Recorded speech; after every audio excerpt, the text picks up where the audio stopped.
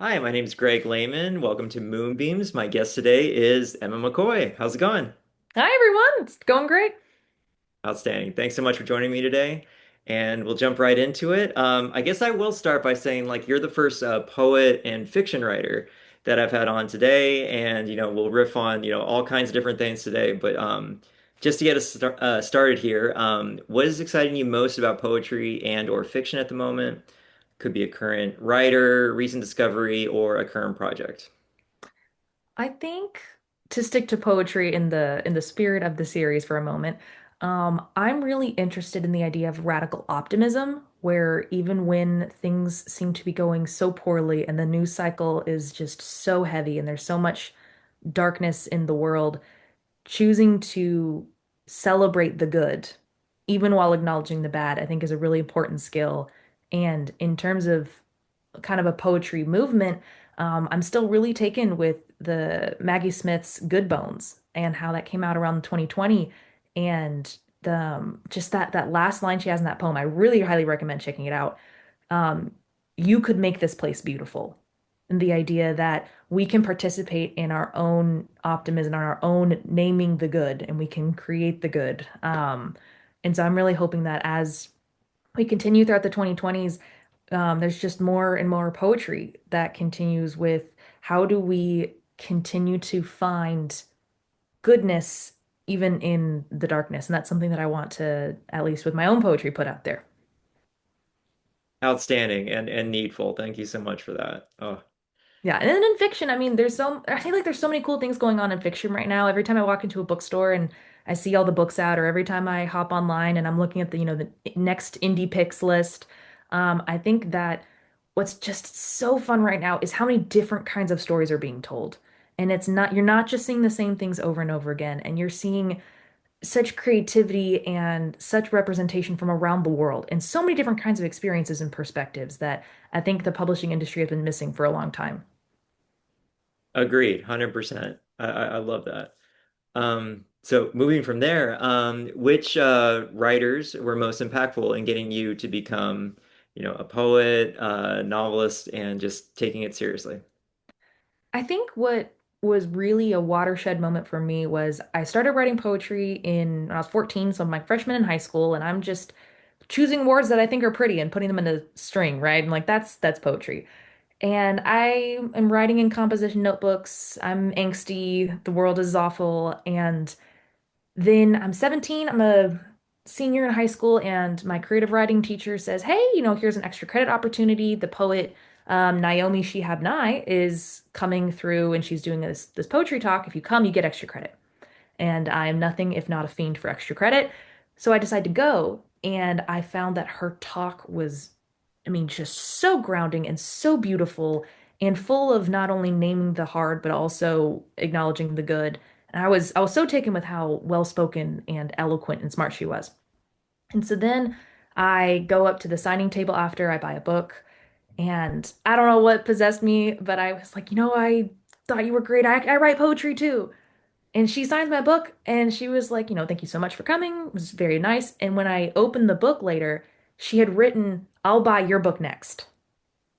And oh, just in my heart, I was like, oh my gosh, I could be a poet. She thinks I'm a poet. And she was so cool. And that was really a huge moment for me.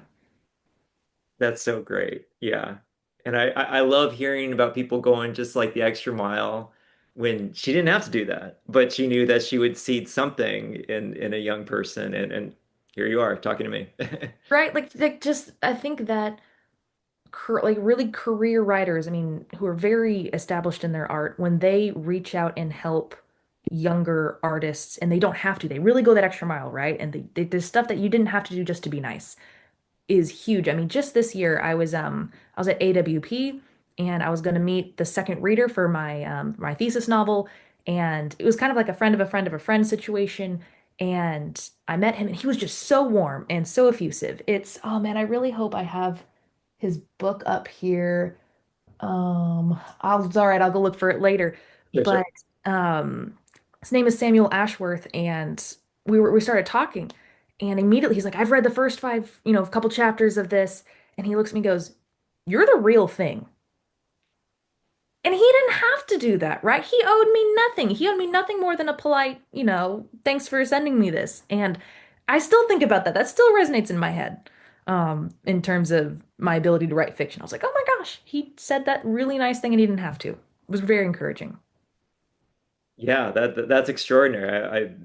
And I know for a fact you'll do that for somebody else, going forward as well. So awesome. Love to hear that. And then, so moving on, if you could change something about how culture views poetry and or fiction today, what would it be? I think that I would want to change the attitude toward poetry that it's old or it's stuffy or it's pretentious or it's inaccessible because poetry can be all those things. And there's certainly poems that I feel like are pretentious or inaccessible, but poetry as a whole isn't. And I would want to kind of change the public perception that poetry can't do anything for you or that there's no point in even trying to read poetry because it's so hard because there is poetry out there that will be able to reach out to you and will grab your heart and will make you see the world a different way or make you point at the page and go, oh my gosh, that's me. And it can teach you things about yourself. And so I would want to encourage public attitude to be maybe a little bit more receptive to trying all kinds of different poetry because you don't know what's going to really resonate with you, but rest assured something will, eventually. Outstanding. Yeah, couldn't agree more. Cool. So I got 10 words here for a little word association. Okay. Little gauntlet here. You ready to go? Yep, let's do it. Plot. Hold. Winter. Springtime. Trail. Run. Chapter. Verse. Assignment. Due date. Birthday. Party. Forest. I was just thinking trees, like the trees are too big for the forest anyway. Money. Well spent. Clouds. Drifting. Hope. Joy. Love it. Thank you so much. Um, well, cool. And then moving on to a favorite line that you found remarkable recently that you'd like to share. I was well prepared for this one. When I was at AWP, I was at the Driftwood booth and I picked up this book. It's called Magnolia Canopy, Otherworld by a poet named Erin Carlyle. It's so funky. It is a weird book and I love it. Um, she writes about girlhood and generational trauma in Appalachia, especially with the opioid crisis. And Mm. she writes through that with this very surreal, very visceral imagery. And it drifts from one thing to the next, and you think it's not connected, and then suddenly it comes into focus, and it's this beautiful kaleidoscope. And my favorite line is the ending of the poem she calls Doctor Shopping Ghost Story. This one's not very long, but that's kind of how I like my poems, that size. Yeah, yeah. And it's talking about essentially, you can just shop for drugs before a lot of legislation went into place.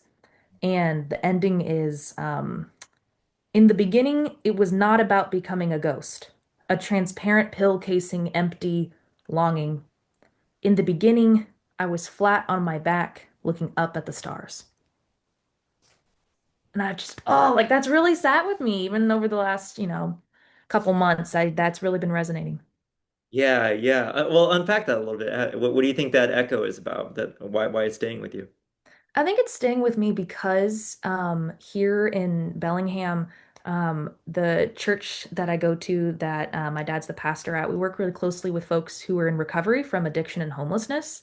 And so half of the congregation are people who have very, very recently experienced that. So even though we're a clean and sober church where you have to have be in certain programs or you have to be sober for a certain number of days to show up, it's right there. It's very visceral, the effects of addiction and honestly how it can happen to anybody. And so I think that the tenderness and the grief of in the beginning I was flat on my back looking up at the stars and how when when addiction starts, it's not a bad thing. It doesn't seem like a bad thing. It seems like a really good thing where you're finally experiencing the peace or at least the numbness that you're chasing. And so I think that that has really stayed with me even though I don't know what it's like to have addiction in that way. Yeah, yeah, and I'm struck by a little cycle we have going here about framing optimism and then even making art out of this cycle that you're describing. And this was somebody who made beautiful art out of that experience, or at least observing that experience. I don't know the experience of the poet herself, but yeah, what a message. And what what it was, a couplet, I believe, or was it one or two Yeah, lines? it was the beginning. Hold on. Yeah, there were all the couplets all the way down.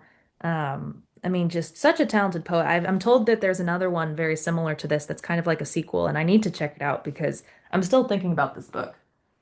I'm looking to see if I have Samuel Ashworth's book close by because I think everyone should read it.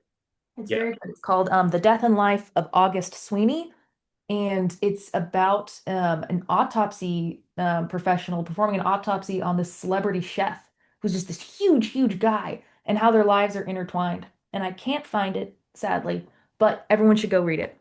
Yeah, yeah. Now I throw in the links for every writer, every book that's mentioned on here. So we'll give them their flowers for sure. And then speaking of which, recent and upcoming publications of yours that you'd like to share here. Yeah, absolutely. The one that's the most recent is my first full-length book, This Voice Has an Echo, with Solemn Press, and it's a full-length collection. And what it does is it explores what it's like to hear God's voice in a very visceral way. So I trace the Old Testament prophets through a distinctly Jewish lens because from my kind of Protestant tradition, the view of who a prophet would be fairly narrow. It's pretty well defined. You're thinking of like Abraham, Moses, Ezekiel, Elijah, Jonah. But through the research I did through the Talmud and some Jewish perspective, I found that they would broaden that definition of prophet to include more women. So not just Deborah and Huldah, but also like Hannah or Abigail or Esther. And so I had a really a lot of fun with all of these stories, either keeping them in their context or putting them into a new context, like Esther's a Miss Universe contestant, and she has a conversation with death in the waiting room. Or the prophet Joel, I make him a therapist in one of the poems. And so I don't know, if that's the kind of thing that you're into, check my book out. It's a lot of fun. Yeah, and I mean, wow, just hacking away all kinds of gatekeeping there. That's amazing. And Prophets as game show hosts, like that's I love it. Very cool. And then anything you're working on at the moment? Yeah, I mean, coming up, there's a new lit journalist scene called Outskirts, and I've got a poem coming out there called hold on. My dental hygienist tells me the divine feminine is making a comeback. Which is a very long title. So that should be coming out this summer. And then I'm shopping around a new chapbook called Speaker Unspeaker, where a single speaker throughout the chapbook comes closer and closer to naming the truth, both to themselves and other people. And it explores, when do you stay quiet? When do you speak up? And what does that relationship look like? So if anyone's got any presses that they're really a fan of, then send them my way. Very cool. Well, Emma, thanks again so much for your time and energy. This was an absolute pleasure, and yeah, I can't wait to see what you publish next. Absolutely. Thank you so much for having me. I love these kinds of conversations. Very cool. Take care. Bye.